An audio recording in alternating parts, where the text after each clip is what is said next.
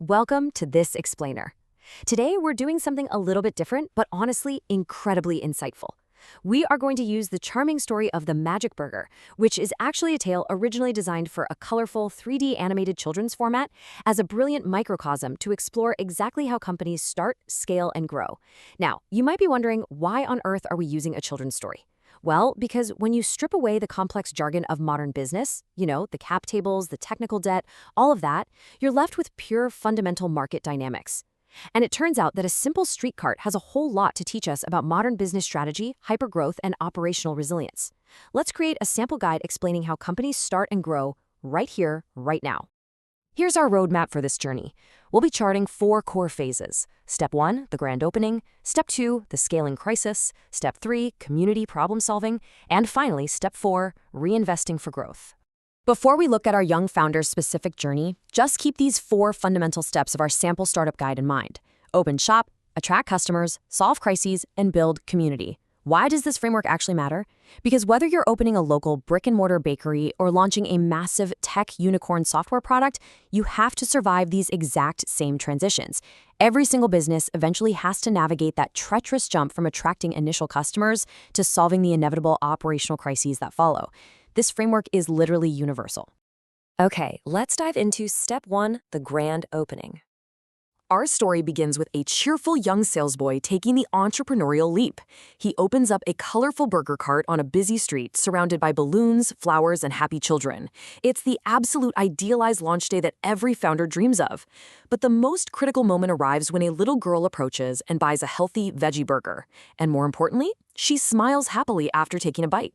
In the real business world, that smile is your market validation. It is undeniable proof of product-market fit. It's that exhilarating moment when your very first non-beta user interacts with your product and confirms that your underlying thesis was spot on. You've created something of real value that solves a problem or brings joy. That early success brings us right to Step 2, the scaling crisis. Growth is what every business aims for, right? But sudden growth can actually break a company if the back-end operations just aren't prepared for it.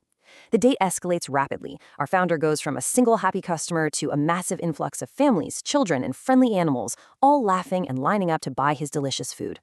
Viral word of mouth has done its job perfectly. But here's the double-edged sword of viral marketing. It instantly tests the operational fragility of your business. If your systems are running on a tight, just-in-time inventory model, a massive, unexpected spike in demand leads straight to a major operational hurdle. By early afternoon, the founder checks his basket and realizes he is completely out of burger buns. He is facing a very real supply chain crisis. What's absolutely fascinating here is the psychology of the founder in this high-pressure moment. He looks surprised, sure, but he stays hopeful. That mindset is a critical leadership trait. During early-stage scaling bottlenecks, panic doesn't solve your inventory issues. Clear-headed, optimistic resilience is exactly what allows a founder to pivot and find a solution, rather than simply freezing up under all that pressure. So put yourself in this surprised but hopeful salesboy's shoes for a second. You have a massive line of paying customers, the vibe is excellent, but your core product is suddenly missing a vital component. How would you quickly adapt to keep this booming new business alive? Do you just shut down for the day and lose all that incredible momentum? Or do you compromise on quality and try to sell bunless burgers to a disappointed crowd? Let's see how he handles it in Step 3, community problem solving. When internal resources completely tap out, successful businesses often look externally to strategic partnerships to fill in the gaps. We see a rapid evolution here from a solo entrepreneur at a humble street cart into a full-blown decentralized community enterprise. When the buns run out, children from the neighborhood step up to help bake fresh buns in a nearby colorful bakery. Everyone works together. In modern terms, the business has successfully decentralized its supply chain. Think of this kind of like a tech startup pivoting to leverage open source contributions, or a local business crowdsourcing talent and forming strategic local partnerships when they simply can't handle the volume alone. With the supply chain restored through teamwork, the focus absolutely must return to quality control. We see the exact components of his core product: lettuce, tomatoes, cheese, and veggie patties. Notice how steam is still rising from these freshly prepped burgers. This is a massive lesson in quality assurance during hypergrowth. It's incredibly easy to let the core product degrade when demand spikes and the rush is on. But maintaining the strict integrity of those veggie patties and fresh tomatoes, delivering the exact same value to customer number 100 as you did to customer number 1, is exactly what prevents churn and keeps the business alive long term. Which brings us to our final phase, step 4, reinvesting for growth. A truly smart business doesn't just take the initial profits and run, right? It reinvests in its stakeholders. Our founder gives free burgers to the children who helped him bake, directly thanking his new supply chain partners and fairly compensating them for their emergency labor. Contrast this with companies that extract maximum value without giving back to their supply chain. By rewarding his helpers, he's building an operational moat around his business, cementing positive reciprocal relationships that ensure he's always going to have reliable partners the next time a crisis hits.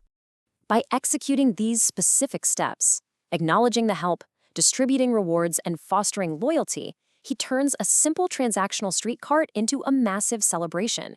It becomes a joyful street party with singing, dancing, confetti, and colorful lights.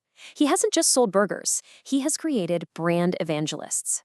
The party isn't just a party, it's a powerful flywheel effect.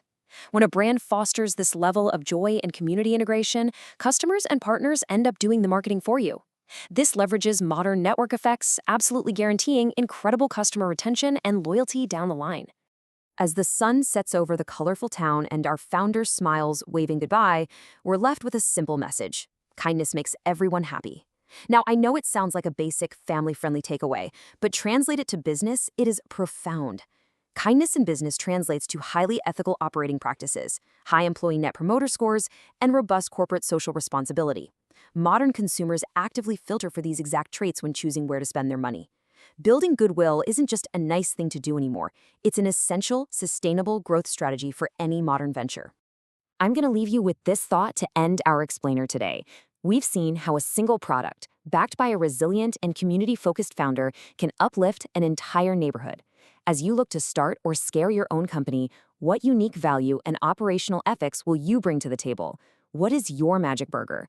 Keep that in mind as you build, and we'll see you next time.